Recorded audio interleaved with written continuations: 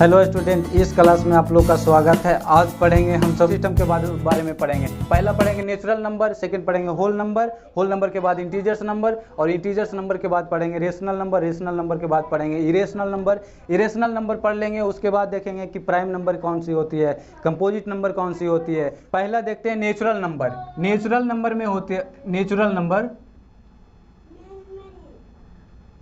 Natural number जानने से पहले क्या होता है कि पहले के आदमी को गिनती नहीं आता था। कोई 10 से स्टार्ट करता था, कोई 20 से। जब से नेचुरल नंबर आया, जब से कितना से काउंटिंग होता है, 1 से। तो नेचुरल नंबर को इसलिए बोलते हैं कि counting number, all counting number is called natural number. गिनती की संख्या को प्राकृत संख्या कहते हैं। नेचुरल नंबर का हिंदी होता है प्राकृत संख्या बोलते हैं कि गिनती की संख्या को क्या बोलते हैं, प्राकृत संख्या। प्राकृत संख्या को हम n से डिनोट करते हैं, n से। और प्राकृत संख्या कौन कौन सी होती है, जो गिनती कहाँ से स्टार्ट होती है, 1 से।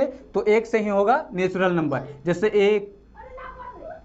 1 2 3 4 5 6 डॉट कहाँ तक, इन्फिनिटी तक जाएगा नेचुरल नंबर गिनती की संख्या को कहते हैं। 1 से स्टार्ट होता है। अब यहाँ पे सेकंड में देखेंगे कि होल नंबर क्या होती है। होल नंबर के बाद होल नंबर जब हम जीरो को प्राकृत संख्या के समूह में जोड़ देते हैं, जब हम जीरो को प्राकृत संख्या के समूह में शामिल कर देते हैं, तो जो निकल के आता है वो होल नंबर होती है। और होल नंबर को हम W से सूचित करते हैं, W से। और whole number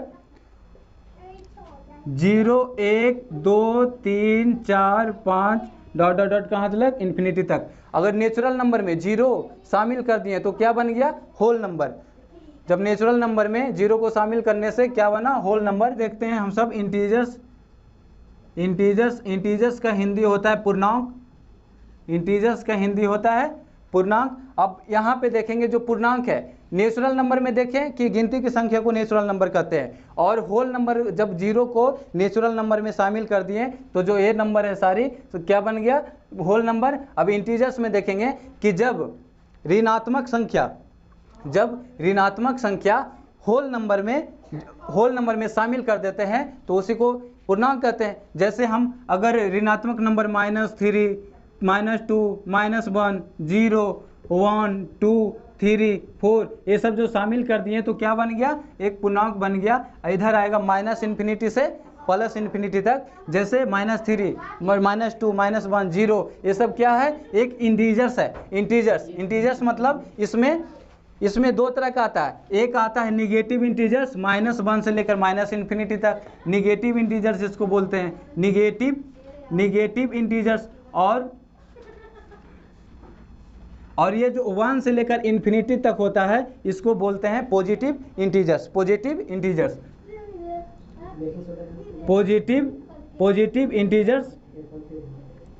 integers. Negative integers का हिंदी होता है ऋणात्मक पूर्णांक। और पॉजिटिव इंटीजर्स क्या हुआ, धनात्मक पूर्णांक। अब ये जीरो क्या है, जीरो तो न तो प्लस है और न ही माइनस है। तो जीरो को क्या बोलते हैं, ये एक अपना है इंटीजर्स, जीरो इंटीजर्स इसको बोलते हैं। जीरो इंटीजर्स ही बोलते हैं इसको। शून्य पूर्णांक बोलते हैं जीरो इंटीजर्स। ये जीरो क्या है, जीरो एक अपने आप का पूर्णांक है, और न तो प्लस है और न ही माइनस है। जब भी हम मैथ सोल्व करते हैं तो जो आंसर आता है वहाँ लेके x = 0, तो ये तो ना तो प्लस में लिखते हैं और न ही माइनस में लिखते हैं। ये क्या है, जीरो अपने आप में एक पूर्णांक। नेचुरल नंबर हम सब जान गए कि counting number is called natural number. और गिनती की संख्या को क्या बोलते हैं, प्राकृत संख्या बोलते हैं। और होल नंबर देखें कि जब जीरो को हम प्राकृत संख्या में शामिल कर दिए तो होल नंबर बना। अब पूर्णांक में क्या हुआ कि जब हम होल नंबर में ऋणात्मक संख्या अगर शामिल कर दिए तो क्या बन गया, इंटीजर को डिनोट करते हैं I या फिर Z से डिनोट करते हैं इंटीजर्स को। Z का मतलब होता है जेहुलन। 4 नंबर में देखेंगे कि अब रेशनल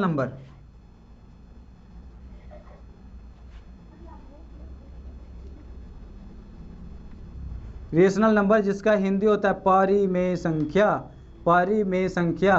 परिमेय संख्या किसे कहते हैं? तो वैसी संख्या जिसे हम p बाई क्यू के रूप में लिख सकते हैं या फिर अंश बटा हर के रूप में लिख सकते हैं। जैसे एग्जाम्पल देखेंगे कि 2/3 है, ये क्या है?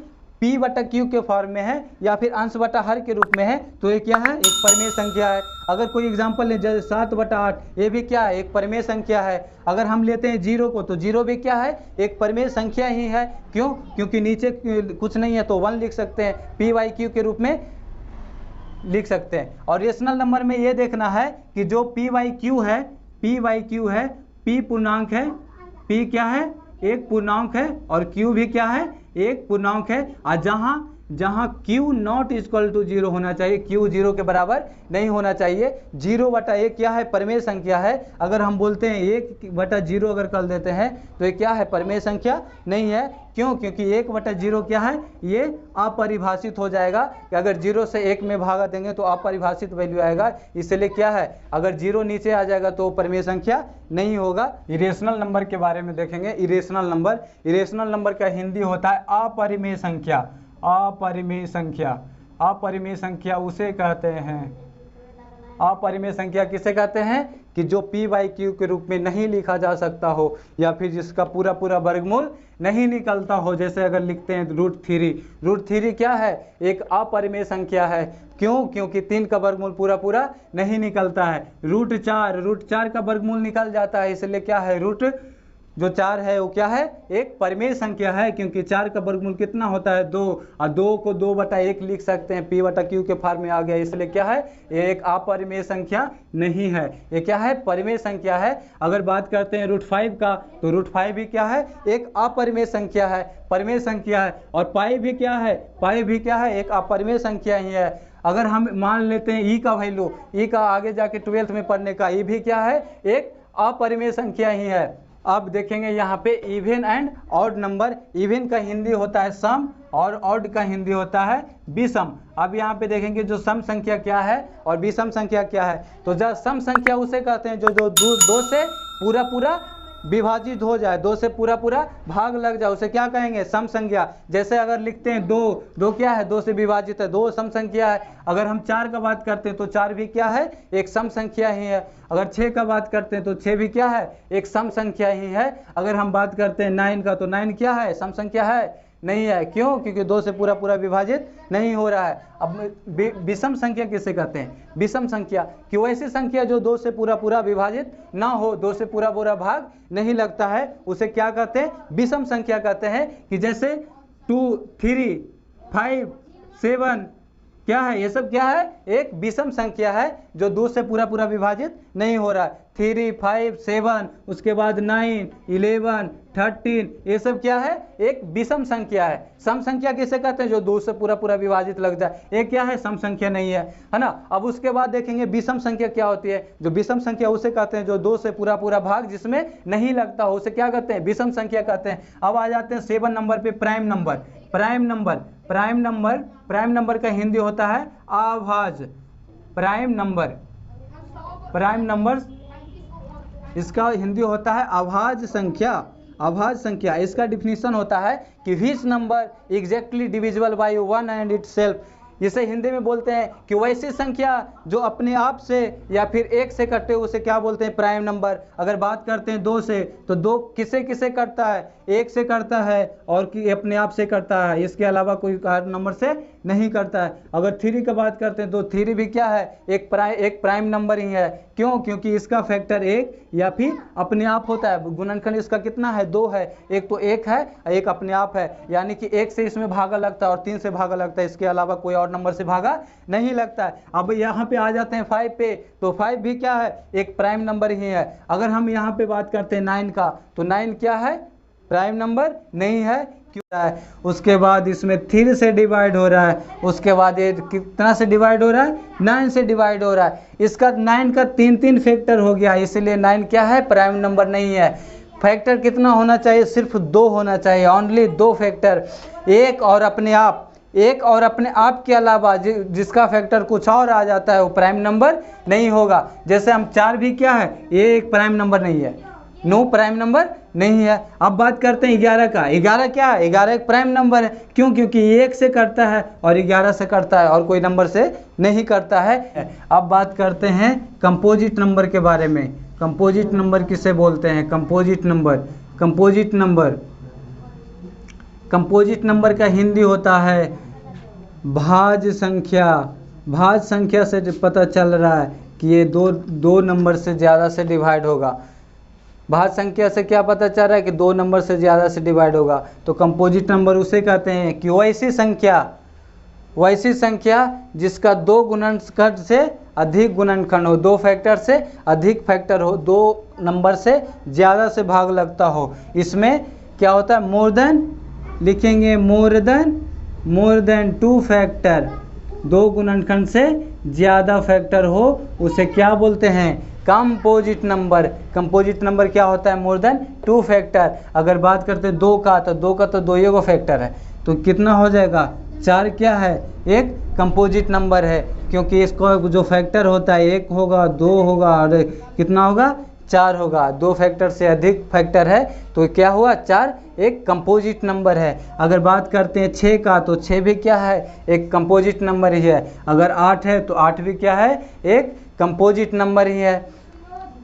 10 भी क्या है? कंपोजिट नंबर ही है, क्योंकि 10 का गुणनखंड कितना होगा? 1 होगा, 5 होगा और 2 भी होगा और खुद अपना 10 भी होगा। इसलिए क्या हुआ? 10 जो है वो एक कंपोजिट नंबर है। दो गुणनखंड से इसका 4 गुणनखंड हो गया, ये तो कंपोजिट नंबर होगा ही। अब यहाँ पे कुछ ऑब्जेक्टिव के बारे में बताएंगे जो कि 10th क्लास में पूछा जाता है और 9th क्लास में भी पूछा जाता है। पहला है नेचुरल नंबर। नेचुरल नंबर कहाँ से होता है? नेचुरल नंबर कौन सी होती है? नेचुरल नंबर तो 1 से गिनती होता है, 1 2 3 4 डॉट कहाँ तक? इन्फिनिटी तक। उसके बाद आ जाते हैं होल नंबर पे। होल नंबर कहाँ से स्टार्ट होता है? 0 से। 0 1 2 3 4 डॉट कहाँ तक? ये भी इन्फिनिटी तक ही होता है। उसके बाद अब बात करते हैं इंटीजर्स का। इंटीजर्स कहाँ तक आता है? ये तो माइनस में भी आता है। -3 -2 -1 0 1 2 3 डॉट कहाँ तक जाएगा? इन्फिनिटी तक, और इधर भी माइनस इन्फिनिटी तक। अब आ जाते हैं रेशनल नंबर पे।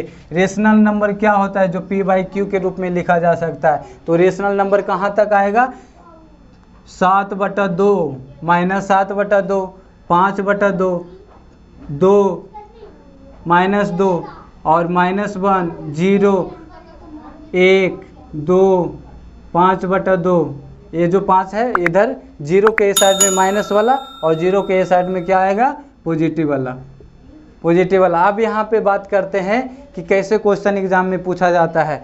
अब यहाँ पे क्वेश्चन में दे देगा कि